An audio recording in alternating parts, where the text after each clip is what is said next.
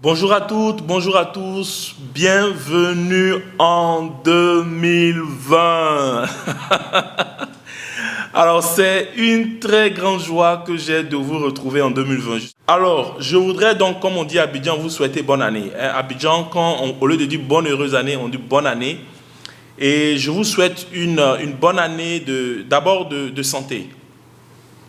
Je prie pour que vous ayez une très bonne santé, afin de pouvoir poursuivre vos projets, afin de pouvoir poursuivre vos rêves, afin de pouvoir poursuivre vos ambitions. Parlant de santé, je voudrais aussi avoir une pensée spéciale pour toutes les personnes qui sont entrées en 2020 avec des soucis de santé, avec une maladie plus ou moins sérieuse.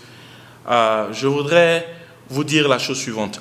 Courage, courage. Ne vous découragez pas, prenez courage, ne vous abandonnez pas, prenez courage. Je suis convaincu qu'en 2020, votre souci de santé va disparaître. Vous allez retrouver la guérison.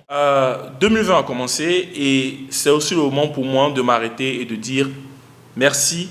Merci à toutes ces personnes qui, dès les premières vidéos des secrets de la réussite avec Gomez Agou, nous ont appelés, nous ont envoyé des messages, nous ont envoyé des textos, ont liké, ont partagé nos vidéos et ont permis à cette aventure déjà d'avoir fait déjà 4 mois. Et aujourd'hui, nous sommes devenus une grande communauté. Parlant des secrets de la réussite avec Gomez Agou, j'ai une annonce par rapport à ça. Nous avons des frères et des sœurs qui ne parlent pas français. D'accord? Ces frères et ces sœurs-là parlent qu'anglais. Et pour ce début d'année, je pense qu'il serait juste dans la mesure du possible de faire aussi des vidéos en anglais. Donc ce que nous allons faire, ça sera de faire 2 vidéos en français chaque mois et 2 vidéos en anglais chaque mois. Donc ça veut dire que une fois sur 2 semaines, on aura une vidéo en français et une fois sur 2 semaines, on aura une vidéo en anglais. Je voudrais m'excuser auprès des personnes qui se sont déjà habituées à recevoir une vidéo chaque semaine en français. Alors pour la vidéo aujourd'hui, venons-en au vif du sujet. Je voudrais vous parler de 2 choses. La première chose, je voudrais vous encourager à regarder votre année 2020 avec les yeux de la foi et ensuite vous demander d'apprendre à compter vos semaines, à compter vos journées. Parlant d'optimisme, l'année 2020 vient de commencer. D'accord? L'année 2020 vient de commencer. Il ne faut pas commencer l'année avec du pessimisme. Il ne faut pas commencer l'année en se disant que tout va mal se passer, il y aura des problèmes, ça ne va pas marcher. Il faut être optimiste. Il faut être optimiste parce que l'année vient de commencer. Il n'y a pas de raison, il n'y a vraiment aucune raison, quels que soient les problèmes auxquels vous faites face aujourd'hui, il n'y a vraiment aucune raison d'être pessimiste pour l'année.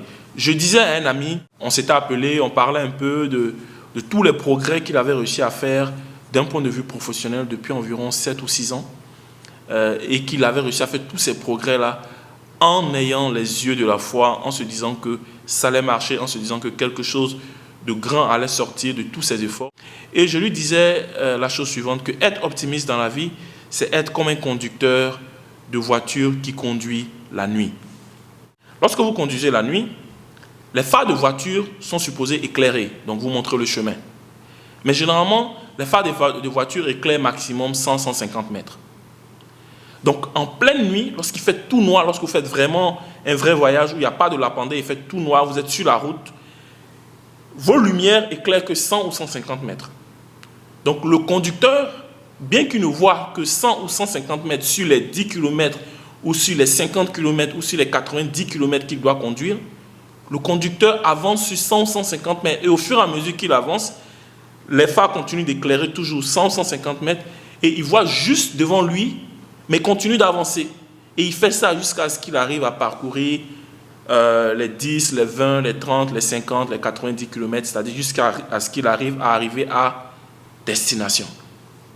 Être optimiste dans la vie, c'est la même chose. Imaginez-vous un instant que vous êtes chauffeur, vous conduisez la nuit et vous vous dites, bon, comme je dois conduire, je ne sais pas moi, 2 km et que je ne vois que 100 mètres, je refuse de conduire parce qu'au-delà de 100 mètres, tout est noir, donc je refuse de conduire. Ce qui va se passer, c'est que vous n'allez pas bouger. Vous n'allez pas bouger. Et c'est la même chose. 2020 vient de commencer. Il ne faut pas se dire, parce que je n'ai pas les solutions, parce que je n'ai pas le détail des solutions, parce que je n'ai pas encore trouvé les solutions aux problèmes, ou parce que je n'ai pas encore exactement le comment des projets que j'ai en tête, ou le comment des ambitions que j'ai en tête, ou le comment des rêves que j'ai en tête, alors ça signifie que 2020 ne va pas bien se passer, alors ça signifie que je ne vais pas y arriver. Non, non, non, non. Il faut se rappeler que ceux qui conduisent la nuit ne voient que 100 ou 150 mètres, mais ils arrivent à faire les 90 km, les 100 km, les 200 km qu'ils doivent parcourir pendant la nuit.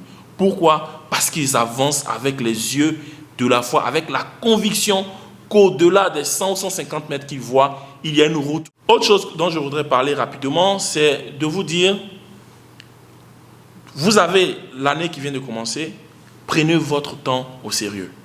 Écoutez, le temps est l'une des rares choses qui est donnée en quantité égale à tous les êtres humains, indépendamment de leur race, du lieu où ils vivent, de leur statut social, de combien d'argent ils ont en banque, de qui ils connaissent, de quelle famille ils viennent.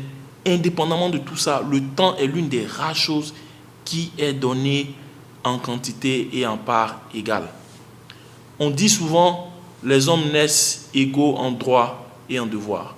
La réalité, c'est que les hommes devraient naître égaux en droit et en devoir. Mais très souvent, dépendamment de là où vous vivez, dépendamment de qui vous connaissez, dépendamment de quel est votre nom de famille, les gens n'ont pas les mêmes droits, les gens n'ont pas les mêmes devoirs. Et c'est ça la réalité de ce monde. Mais le temps est donné en quantité égale à tout le monde. Et ça, vous devez prendre ça véritablement au sérieux.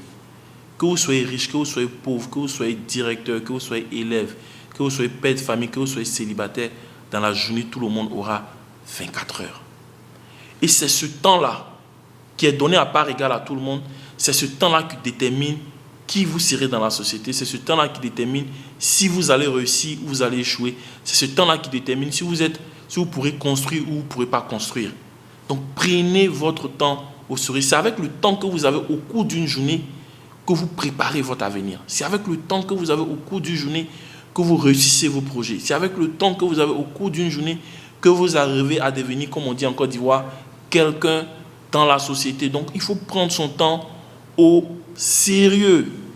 Alors comment prendre son temps au sérieux? Première chose, l'année vient de commencer. Vous avez des projets, vous avez des ambitions, vous avez des rêves. Inscrivez-les dans le temps. Ça veut dire qu'il faut vous donner un temps de démarrage de ce rêve, un temps de démarrage de ce projet, un temps de fin pour le rêve, pour le projet, pour l'ambition. C'est ce qu'il faut faire. Exemple, cette année, vous dites, je veux commencer mon commerce, je ne sais pas moi, de vente de voitures. Ayez une date, mettez une date dessus. Ensuite, essayez de voir, pour que vous puissiez commencer à la date que vous êtes fixée, disons par exemple avril 2020, qu'est-ce que vous devez faire chaque mois? Ensuite, chaque mois, qu'est-ce que vous devez faire chaque semaine? Ensuite, chaque semaine, qu'est-ce que vous devez faire chaque jour? Ça doit être précis, ça doit être détaillé. N'ayez pas quelque chose de vague. Même si vous n'avez pas les moyens de le faire, ayez au moins un plan. Même si vous n'avez pas les moyens, ayez au moins un plan détaillé. Chaque jour, vous devez savoir exactement ce que vous devez faire pour atteindre votre rêve. Vous devez savoir exactement ce que vous devez faire pour atteindre votre projet.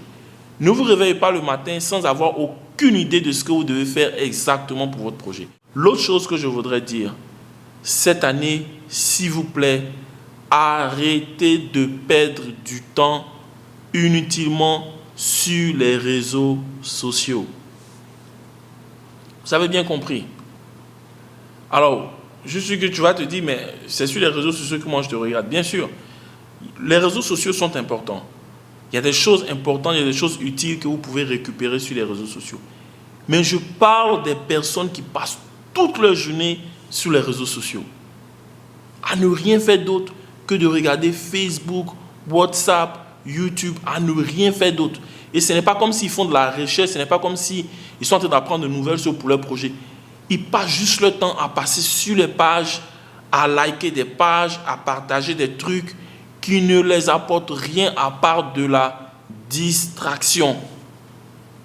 Aujourd'hui, beaucoup de gens perdent du temps sur les réseaux sociaux à ne rien faire, Alors que votre temps est précieux. Le temps ne peut pas l'acheter. Le temps perdu aujourd'hui est perdu pour toujours. Donc prenez votre temps au sérieux. Cette année, essayez de réduire le nombre de fois que vous restez sur Facebook, le nombre de fois que vous restez sur YouTube, le nombre de fois que vous restez sur WhatsApp. Prenez plutôt du temps pour penser à vos projets. Prenez plutôt du temps pour vous consacrer à votre projet. Si tu veux savoir si tu es en train de réussir, tu dois être quelqu'un naturellement occupé. Certaines personnes pensent parfois que c'est lorsqu'on réussit qu'on devient très occupé. Non. Les gens qui réussissent sont des gens qui ont été d'abord occupés. Il faut que tu sois occupé. Il ne faut pas que tu sois tout le temps en train d'être distrait sur Facebook, sur les réseaux sociaux, à ne rien faire. Tu vas rater ton année 2020. Fais quelque chose avec le temps que Dieu va te donner chaque jour, les 24 heures que Dieu va te donner chaque jour. Trouve quelque chose d'important qui entre dans le cadre du projet, des rêves que tu as. Cherche à faire quelque chose pour faire avancer ces rêves-là. Et ne te réveille pas le matin, ne laisse pas les gens venir te mettre eux dans leur programme. Non. Tu as tes rêves, tu as tes projets, tu as tes objectifs. Il faut mettre du temps sur ces rêves, sur ces projets, sur ces objectifs. Je dis bien chaque jour. Et ensuite, s'il y a du temps, tu peux consacrer ça à la famille, aux proches, aux amis. Et s'il y a du temps, tu peux faire 2 ou 3 choses importantes que tu veux sur Facebook.